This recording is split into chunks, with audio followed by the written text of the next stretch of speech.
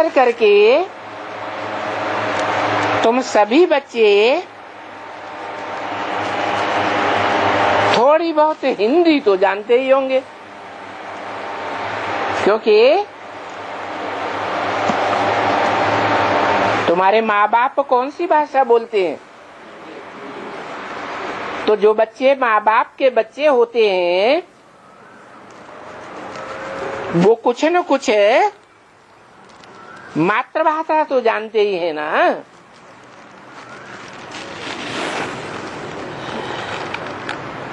कई बिचारी होती हैं बूढ़ी बूढ़ी माताएं नहीं जानती हैं।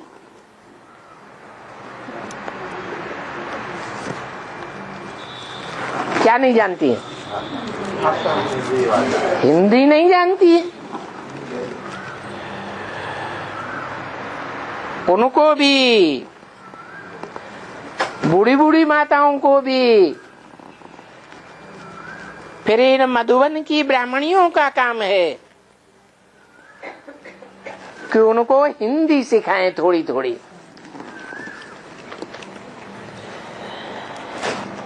इन ब्राह्मणियों पर इस परिवार की बहुत जिम्मेवारी है, बहुत रिस्पॉन्सिबिलिटी है।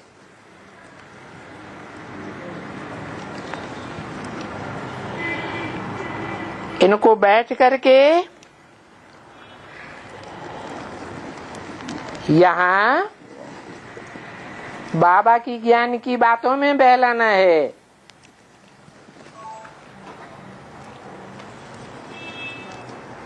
हिंदी में समझाना करना है।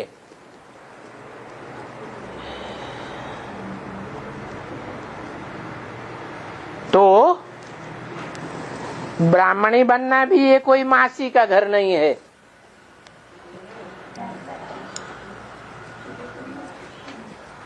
इस ब्राह्मणों के परिवार को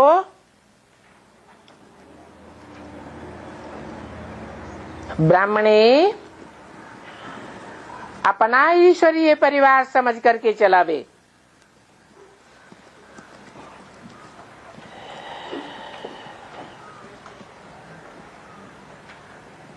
ब्राह्मणी को तो यहाँ बहुत पढ़ाई का होना रहना है। जैसे टीचर होता है ना, स्टूडेंट्स को पढ़ाई का बहुत होना रखता है कि अगर हमारे स्कूल में पास कम हो गए तो गवर्नमेंट में हमारी इज्जत चली जाएगी।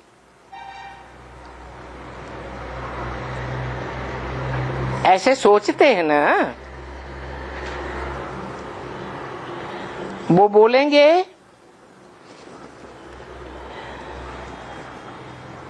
क्या ये शायद पढ़ाते नहीं हैं, फलाने के स्कूल से इतने थोड़े बच्चे पास हुए हैं।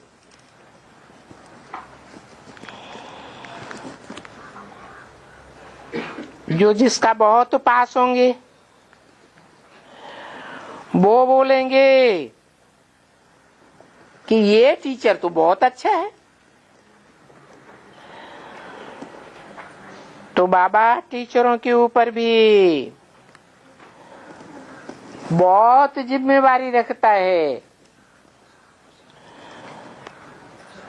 तो टीचर भी तो आजकल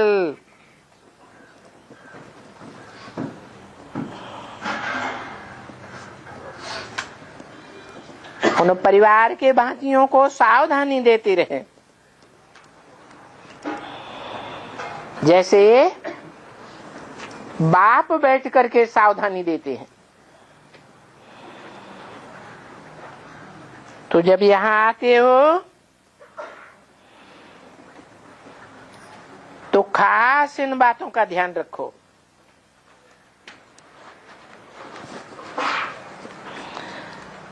वहां उस बाहर की दुनिया में तो बाबा समझ सकते हैं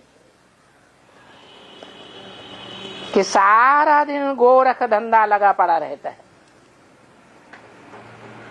धंधे दोरी की ही बातें याद आती हैं।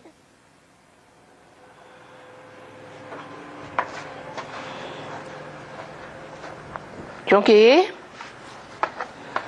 सारा दिन गोरख धंधा करके वो फिर आकर के यहाँ बैठेंगे तो वो गोरख धंधे वाली बातें ही यहाँ आती होंगी बहुतों को।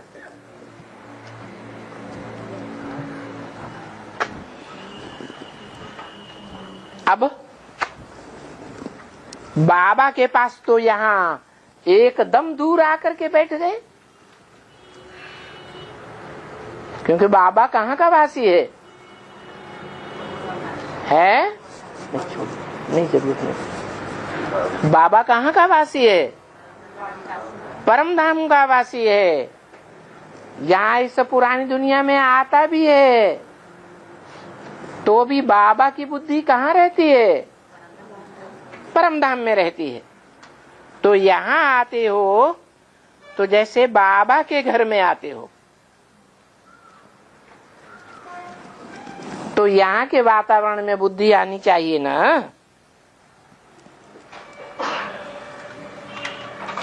तो यहाँ की बातें याद आएंगी।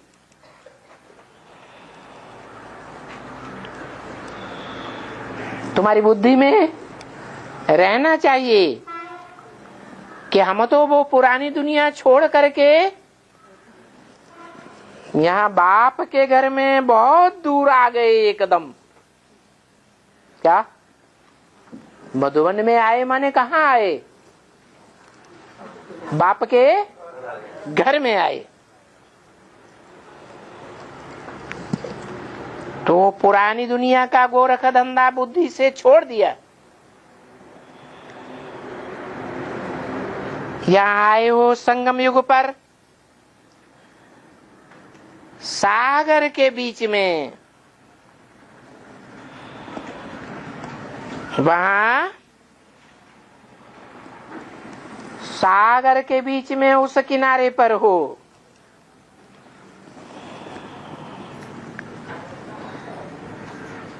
जहां अभी घर में रहते हो तो फिर उस दुनिया के उस किनारे पर हो।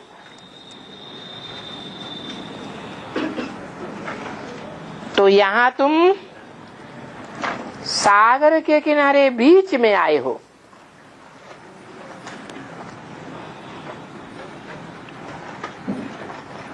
तो यहाँ बच्चे संगम युग है ना, वो दुनिया कलयुग है और यहाँ संगम युग है। भले यहाँ तुम ब्राह्मणियां बैठ करके समझाते हो,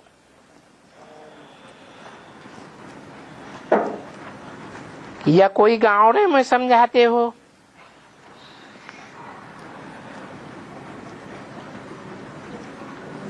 वो गाँव में भी कौन सा युग है? कलयुग है। गाँव में भी जब तुम समझाते हो तो वहां कोई संगम युग नहीं है, कलयुग है। और यहाँ ये संगम युग है। इसलिए सदा बुद्धि में रहे कि हम मधुसूदन के मधुबन में बैठे हुए हैं। तो जब यहाँ आते हो तो तुम देखते हो हमारा बाबा तो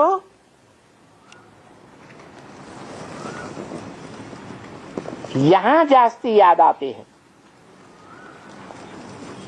वहां घर की धंधादोरी में रहते हो तो जास्ती बाबा की याद नहीं आती है।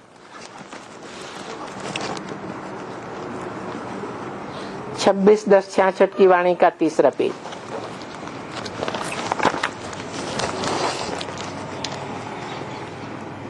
समझा ना बच्चे?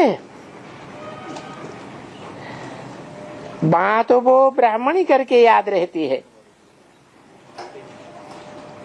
जब अपने अपने सेंटर में पढ़ते हो, हाँ, शिव बाबा भी कोई कोई को मुश्किल से याद आता होगा। यहाँ तो तुम बिल्कुल बाबा के सन्मुख आए हो, क्योंकि यहाँ आने की भी कोई अभी रास तो होगी ना।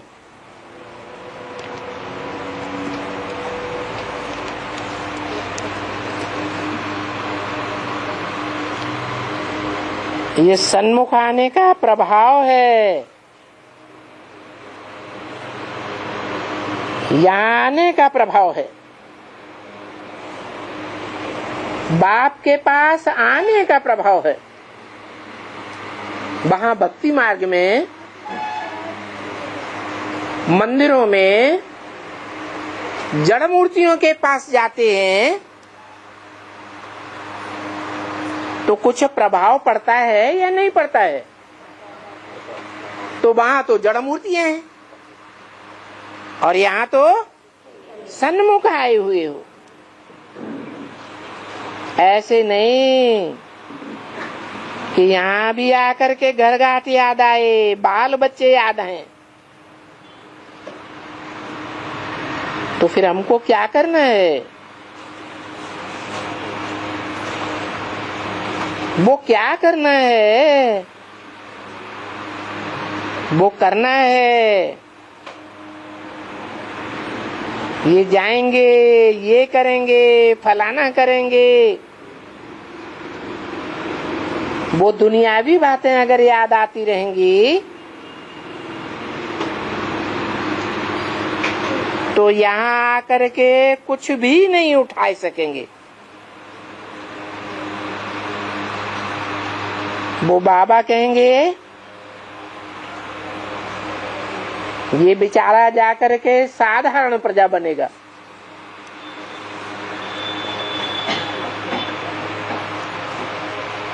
कौन?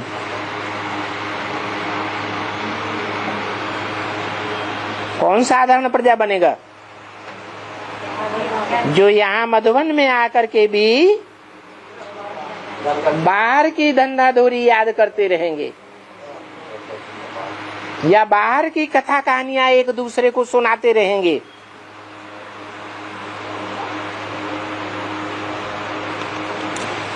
यहाँ तो हम आए ही हैं सूर्यवंशी घराने में।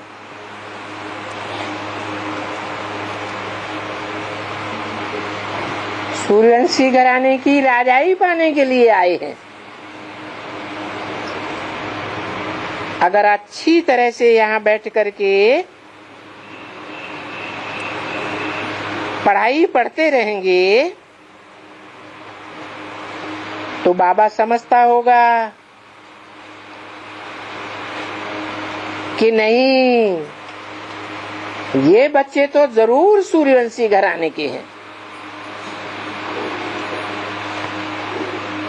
इनको तो यहाँ का ही वातावरण जास्ती याद आता है।